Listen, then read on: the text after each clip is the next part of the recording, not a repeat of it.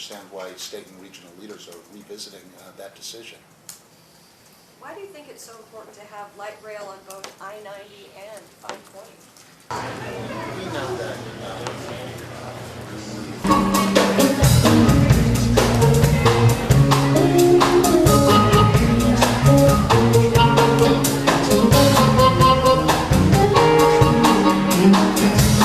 tolling both those bridges. Well, at least we know 520 we're going to toll. So if you're going to toll that, I beg your pardon, walking straight now. If you want Jesus, you save your soul. Got to keep the devil, keep him way down in the hole. Got to find you, and here's the man. Boy, you don't have to worry. If you hold on to Jesus' hand, don't pay him temptation, 'cause his hands are so cold. You gotta keep it down, keep it way down in the hole.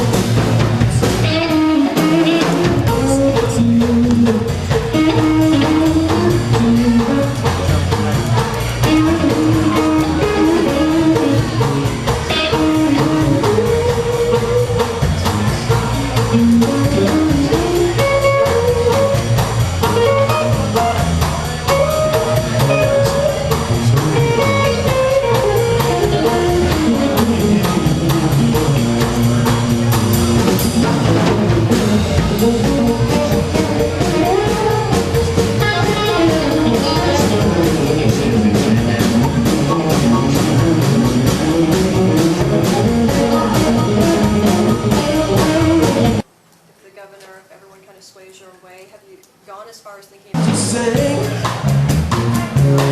about Jesus' mighty song, and I'll shield you with the wings. If it goes too long, don't pay him to temptation, 'cause his hands is so cold. within the year. And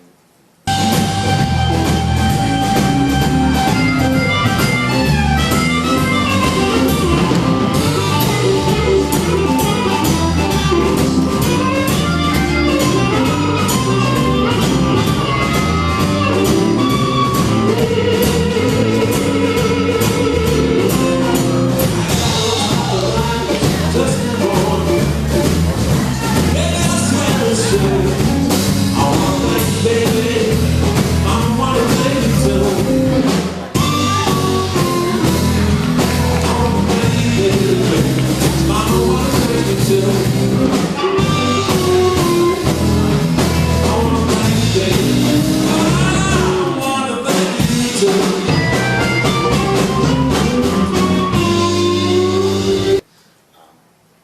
but those, we know how to do it now. We've done it, and we have light rail running to the airport. We're expanding it, so we know the process for doing that.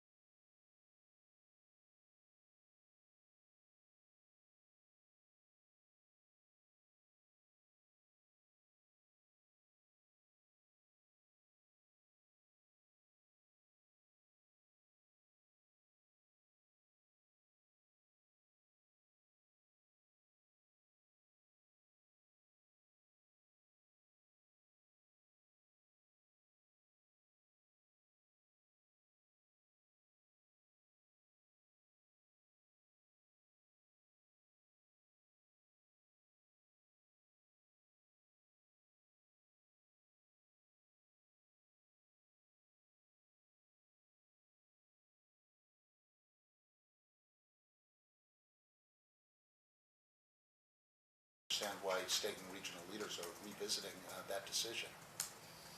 Why do you think it's so important to have light rail on both I-90 and 520? You know, we know that we need a good regional transit system.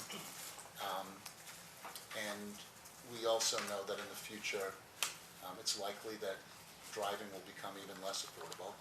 We also know that we're going to be tolling both those bridges. Well, at least we know 520 we're going to toll. So if you're going to toll that bridge and, you know, make it so that if you, in order to cross that bridge, you have to be able to afford a car, afford the toll, afford the parking at the other end when you get there. It seems to me we should provide good, affordable transit options for those that don't have those dollars. And let me rephrase the question to you. And I think this is the question that we should ask other people. Why in this day and age would we build a 75 to 100-year bridge that was designed primarily for automobiles? Why would we do that? Why wouldn't we include transit and have a balanced approach, include light rail and have a balanced approach to our transportation needs?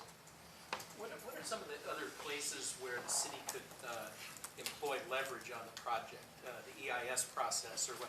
Are there other points that you've identified as it goes forward where you have some direct ability, or the city has some direct ability to control which way it goes, or doesn't go? I think on big regional projects, no one entity alone has, that direct ability.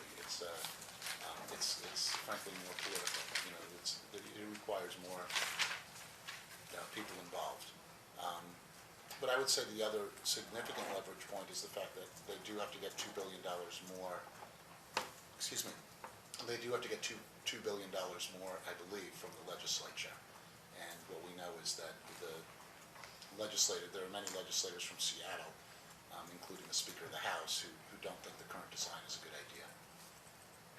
Have you thought about if the governor, if everyone kind of sways your way, have you gone as far as thinking about timetable as to when an option that you would be happy with would be completed or even begin?